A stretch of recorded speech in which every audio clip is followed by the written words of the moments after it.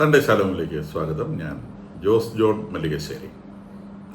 ഗാസയിലെ holy family ചർച്ചിന് നേരെ മിനിഞ്ഞാന്ന് ഇസ്രായേൽ ഷെൽ ആക്രമണം ഉണ്ടായതിൻ്റെ അടിസ്ഥാനത്തിൽ നെതന്യാഹു പോപ്പ് ലിയോയെ വിളിക്കുകയും അദ്ദേഹത്തിൻ്റെ ദുഃഖം നേരിട്ട് അറിയിക്കുകയും ചെയ്തു. അബദ്ധവശാൽ സംഭവിച്ചു പോയതാണെന്നും അന്വേഷണം നടക്കുന്നുണ്ട് എന്നും നെതന്യാഹു പോപ്പിനെ അറിയിച്ചു. കൂടാതെ അവർ തമ്മിലുള്ള കോൺവെർസേഷൻ 1 മണിക്കൂറോളം നീണ്ടു എന്നാണ് റോയിറ്റേഴ്സ് അടക്കമുള്ള മാധ്യമങ്ങൾ റിപ്പോർട്ട് ചെയ്തിട്ടുള്ളത്.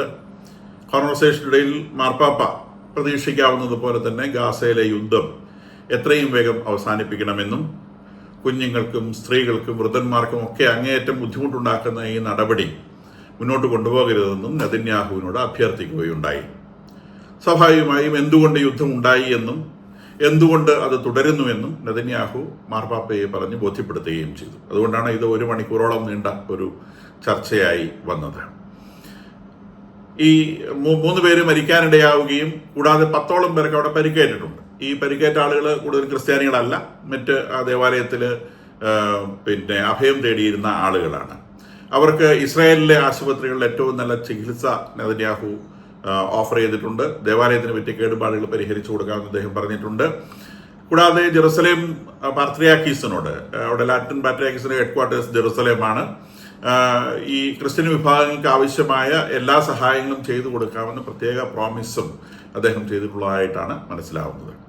അതിനിടയിൽ സിറിയയിലെ പ്രശ്നങ്ങൾ ഇന്നലെ വെടിനിർത്തൽ നിലവിൽ വന്നിട്ടുണ്ട്. ഇസ്രായേലും സിറിയയും ഔദ്യോഗികമായി വെടിനിർത്തലിന് സമ്മതിച്ചു എന്ന് ടർക്കി പ്രഖ്യാപിക്കുകയുണ്ടായി. ടർക്കി അതിനടുത്ത് ഒരു ഇന്റർമീഡിയറി ആയി വർക്ക് ചെയ്തിരുന്നു. ടർക്കിയും ഇസ്ലാമിക രാജ്യങ്ങൾ, പ്രധാനമായും സൗദി അറേബ്യയും യുണൈറ്റഡ് സ്റ്റേറ്റ്സും, ഈ 3 രാജ്യങ്ങൾ ചേർന്ന് കഠിനമായി ശ്രമിച്ചതിന് ശേഷം ഏകദേശം 300ഓളം ആളുകളുടെ ജീവനഷ്ടത്തിന് ശേഷം ഈ വെടിനിർത്തൽ ഇസ്രായേലും സിറിയയും ഔദ്യോഗികമായി ഉണ്ടായിരുന്ന വെടിനിർത്തൽ നടപ്പാക്കാമെന്ന് പറഞ്ഞിരിക്കുന്നു.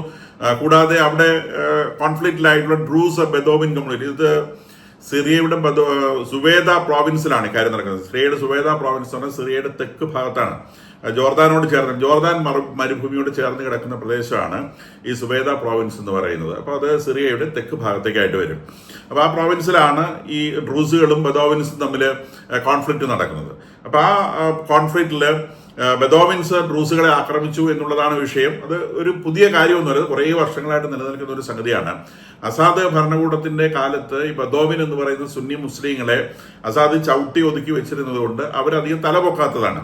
ഈ ബദാവിൻസ് എന്ന് പറയുന്നത് നമ്മൾ ഇസ്ലാമിക് ലിറ്ററേച്ചറിൽ ഖുറാനിലടക്കം ഇവരെ ബദാവികൾ എന്നാണ് വിശേഷിപ്പിച്ചിട്ടുള്ളത്. പൊതുവെ അറബി ഭാഷയിൽ ഇവരെ ബദാവികൾ എന്നാണ് പറയുക. ഇത് വളരെ പ്രോമിനന്റ് ആയിട്ടുള്ള ട്രൈബാണ്. ഇവർക്ക് വലിയ ചരിത്രമുണ്ട്. ഒരുപക്ഷെ മിഡിൽ ഈസ്റ്റിലെ ഏറ്റവും അധികം ചരിത്രമുള്ള ഒരു ട്രൈബ് ബദാവികളാണ്. ഇവര് ഇപ്പം അവിടെയുള്ള എല്ലാ അറബ് ഗോത്രങ്ങളുടെയും പിതാക്കന്മാര് ഈ ബദാവികളാണെന്നാണ് നമുക്ക് ആൻഷ്യൻ ഹിസ്റ്ററി പരിശോധിച്ചാൽ മനസ്സിലാവുന്നത്. ബദാവികളിൽ നിന്ന് രൂപപ്പെട്ടു വന്ന ട്രൈബുകളാണ്. ഇപ്പോൾ സൗദി അറേബ്യയിലായിക്കോട്ടെ എല്ലാ സ്ഥലങ്ങളിലുള്ള ട്രൈബുകളിൽ ബഹുഭൂരിഭാഗം ഇവരിൽ നിന്ന് വേർപിരിഞ്ഞു പോയ ട്രൈബുകളാണ്. അപ്പൊ ഈ ബദാവികൾക്ക് അവരുടേതായിട്ടൊരു സംസ്കാരമുണ്ട്. നമ്മൾ ജിന്ന് എന്നൊരു വാക്ക് കിട്ടുന്നത്, ജിന്ന്, അവർ ഈ ബദാവികളുടെ ഒരു ഭാഷയാണ്. അവര്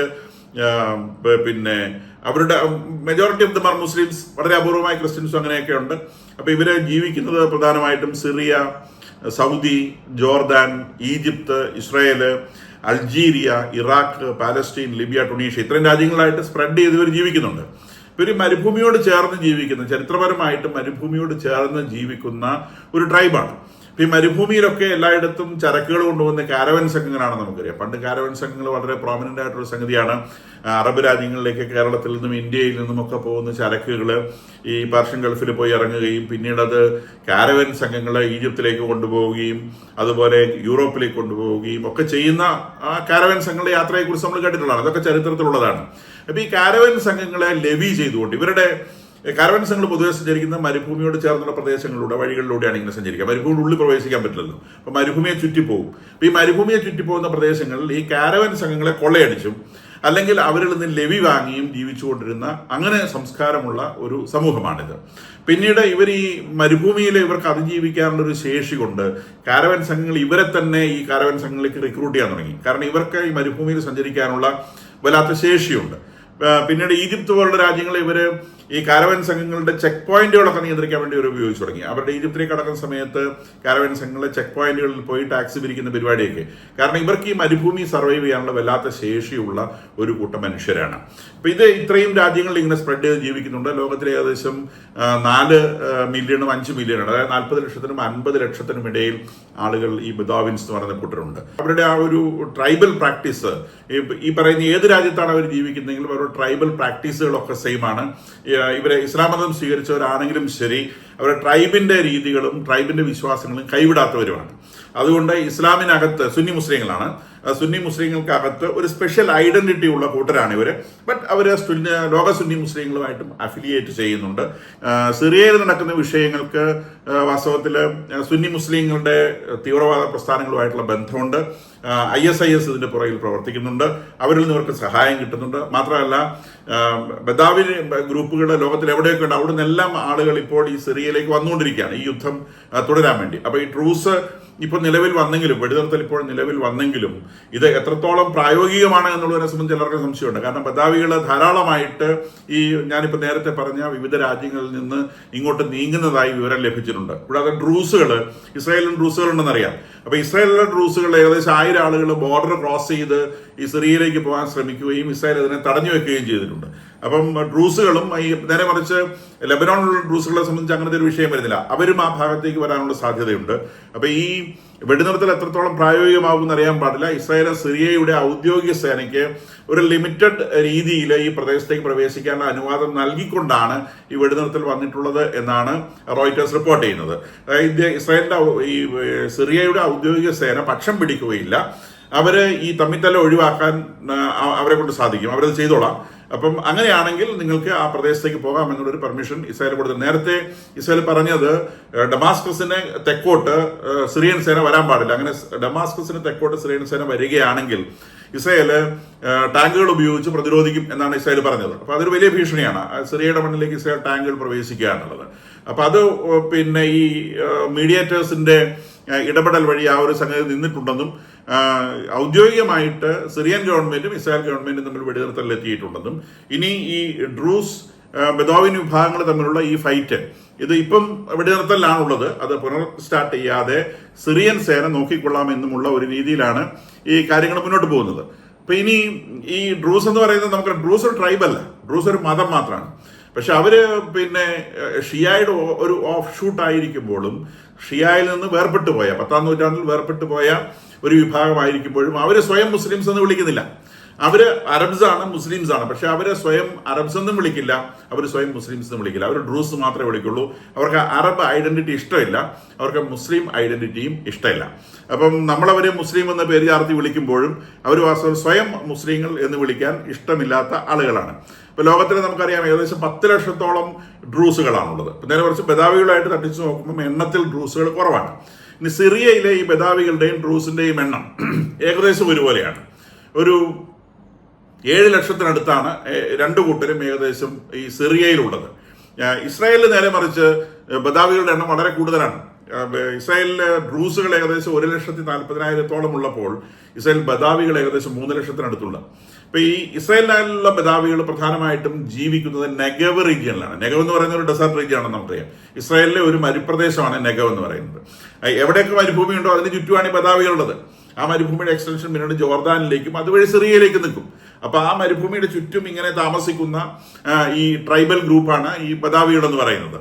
അപ്പൊ ഇതില് ഇസ്രായേലിൽ ഈ ബദാവികളുണ്ട്. അപ്പൊ അന്ന് ഇസ്രായേൽ ഭൂപ്രദേശം 1948 വിഭജിച്ച് ജൂതന്മാർക്കും പാലസ്തീനികൾക്കുമായിട്ട് വീതം വെച്ച സമയത്ത് നമ്മൾ ഇന്ത്യ പാകിസ്ഥാൻ വിഭജനം എന്നതുപോലെ തന്നെ ഈ ഇസ്രായേൽ പ്രദേശത്തുണ്ടായിരുന്ന ആളുകൾ മുസ്ലിങ്ങളൊക്കെ പാലസ്തീന പ്രദേശത്തേക്ക് അല്ലെങ്കിൽ അറബികൾക്കായിട്ട് വേർതിരിച്ചു കൊടുത്ത പ്രദേശത്തേക്ക് മൈഗ്രേറ്റ് ചെയ്യുകയുണ്ടായി. ഈ മൈഗ്രേറ്റ് ചെയ്യാൻ ഈ രണ്ട് ഭാഗത്തും അങ്ങോട്ടും ഇങ്ങോട്ടും പ്രേരണകൾ ഉണ്ടായിട്ടുണ്ട്. ജ്യൂസ് കാര്യമായിട്ട് പാലസ്തീന റീജിയനിൽ സെറ്റിൽ ചെയ്തിട്ടില്ലാത്തത് കൊണ്ട് അവർക്ക് അവിടുന്ന് ഓടേണ്ടി വന്നിട്ടില്ല. നേരെ മറിച്ച് ഈ ജ്യൂസിന് കിട്ടിയ റീജിയണിൽ ഇന്ന് ഇസ്രായേൽ എന്ന് വിളിക്കുന്ന രാജ്യത്തിൽ ധാരാളമായിട്ട് അറബികൾ ഉണ്ടായിരുന്നു. അപ്പൊ ആ അറബികൾക്ക് ആ പ്രദേശം വിട്ട് പാലസ്തീനിലേക്ക് പോകേണ്ടി വന്നിട്ടുണ്ട്. ഇതിൽ നെഗവ് റീജിയനിൽ നിന്ന് പ്രധാനമായിട്ടും ഈ ബദാവികളെ ഇസ്രായേൽ ജ്യൂസ് പുറത്താക്കിയിട്ടുണ്ട്. അങ്ങനെ പുറത്താക്കിയ ബദാവികൾ നല്ലൊരു പങ്ക് ഇന്ന് ഗാസയിലുണ്ട്. ഇപ്പൊ ഗാസയിലുള്ള പാലസ്തീനികളുടെ കൂട്ടത്തിൽ നല്ലൊരു പങ്ക് ബദാവികളുണ്ട്. വെസ്റ്റ് ബാങ്കിലും ബദാവികളുണ്ട്. കൂടാതെ ഈ അന്ന് അവിടെ നിന്ന് പുറത്തു പോകാൻ സന്നദ്ധരാവാതെ നെഗവ് റീജിയനിൽ തന്നെ നിന്ന ബദാവികൾ ഇപ്പോൾ ഏകദേശം 3 ലക്ഷത്തിന് മേലെ വരും. ഈ 3 ലക്ഷത്തിന് മേലെ വരുന്ന ബദാവികളിൽ 11,000 ആളുകൾ മാത്രമാണ് ഇസ്രായേൽ സിറ്റിസൺഷിപ്പ് ലഭിച്ചിട്ടുള്ള ആളുകൾ അല്ലെങ്കിൽ സ്വീകരിച്ചിട്ടുള്ള ആളുകൾ. ബാക്കിയുള്ളവർ ഇസ്രായേൽ സിറ്റിസൺഷിപ്പ് സ്വീകരിക്കാൻ തയ്യാറല്ലാത്തവരാണ്. അതുകൊണ്ട് തന്നെ അവരുടെ ആ ഭൂമി, അവർ അധിവസിക്കുന്ന ഭൂമിയെ സംബന്ധിച്ചൊക്കെ ഡിസ്പ്യൂട്ടുകൾ നിലനിൽക്കുന്നുണ്ട്. ഇസ്രായേൽ അവരെ ചെറിയ ഗ്രാമങ്ങളിലാക്കി ഒതുക്കി പാർപ്പിച്ചിരിക്കുകയാണ് നെഗവ് റീജിയനിൽ. അവർക്ക് പാർക്കാനായിട്ട് പ്രത്യേക പ്രദേശങ്ങളെ ഐഡന്റിഫൈ ചെയ്തുപെടുത്തിയിട്ടുണ്ട്. ഈ വെസ്റ്റ് ബാങ്കില് ജൂയിഷ് റീജിയണും അതുപോലെ പാലസ്തീനികൾക്കുള്ള റീജിയണും ഉള്ളതുപോലെ നെഗവ് പ്രദേശത്ത്, അത് ഇസ്രായേൽ രാജ്യത്തിന്റെ ഉള്ളിലുള്ള ഒരു പ്രദേശമാണെങ്കിൽ കൂടി, ഈ ബദാവികൾക്ക് 3 ലക്ഷത്തോളം വരുന്ന ബദാവികൾക്ക് താമസിക്കാനുള്ള സൗകര്യം ചെയ്തു കൊടുക്കുകയും അവർക്ക് പ്രത്യേക തരത്തിലുള്ള ഐഡന്റിറ്റി കാർഡുകൾ ഇഷ്യൂ ചെയ്യുകയും ചെയ്തിട്ടുണ്ട്. അവരെ രാജ്യത്തിന് പ്രത്യേകിച്ച് യാതൊരു പ്രശ്നവും ഉണ്ടാക്കുന്നില്ല. പക്ഷെ അവരെ പട്ടാളത്തിലൊന്നും രജിസ്റ്റർ ചെയ്യാൻ, ഈ പറഞ്ഞ 11,000 സിറ്റിസൺസിന്റെ ഇടയിൽ നിന്ന് ആളുകൾ പട്ടാളത്തിലൊക്കെ രജിസ്റ്റർ ചെയ്യുന്നുണ്ട്. മറ്റുള്ള ആളുകൾ ഇപ്പോഴും ഒരു പ്രോ ഇസ്രായേലി ആറ്റിറ്റ്യൂഡ് പുലർത്താത്തവരാണ്. അവരവിടെ നിൽക്കുന്നുണ്ട്, ഇസ്രായേൽ സിറ്റിസൺസ് ആയിട്ട് നിൽക്കുന്നുണ്ട്. പക്ഷെ അവരൊരു ന്യൂട്രൽ ആയിട്ടുള്ള ആളുകളായിട്ടാണ് നിൽക്കുന്നത്. ഒരു പാലസ്തീനികളോട് പ്രത്യേകിച്ച് അഫിലിയേഷൻ കാണിക്കുകയോ സമരം ചെയ്യുകയോ അങ്ങനത്തെ കാര്യങ്ങളൊന്നും ചെയ്യില്ല. പക്ഷെ അവർ ഇസ്രായേൽ സിറ്റിസൺസ് എന്ന നിലയിൽ മറ്റ് സിറ്റിസൺസുമായിട്ട് തട്ടിച്ച് നോക്കുമ്പോൾ രാഷ്ട്രത്തോടുള്ള കൂറ് എത്രത്തോളം ഉണ്ട് എന്ന് പരിശോധിക്കേണ്ട ഒരു സംഗതിയാണ്. അതുകൊണ്ട് തന്നെ അവർക്ക് സിറ്റിസൺഷിപ്പ് ലഭിക്കാത്തവരാണ്. അപ്പം ഇസ്രായേൽ എന്നുള്ള രാജ്യത്തിനകത്ത് തന്നെ ഇപ്പോഴും ഈ വിഭജനത്തിന്റെ പ്രശ്നങ്ങൾ നിലനിൽക്കുന്നുണ്ട് എന്ന് മനസ്സിലാക്കണം. ഇസ്രായേലിലുള്ള പ്രധാനപ്പെട്ട ഒരു മൈനോറിറ്റി ഗ്രൂപ്പാണ് ഈ ബദാവികൾ എന്ന് പറയുന്നത്.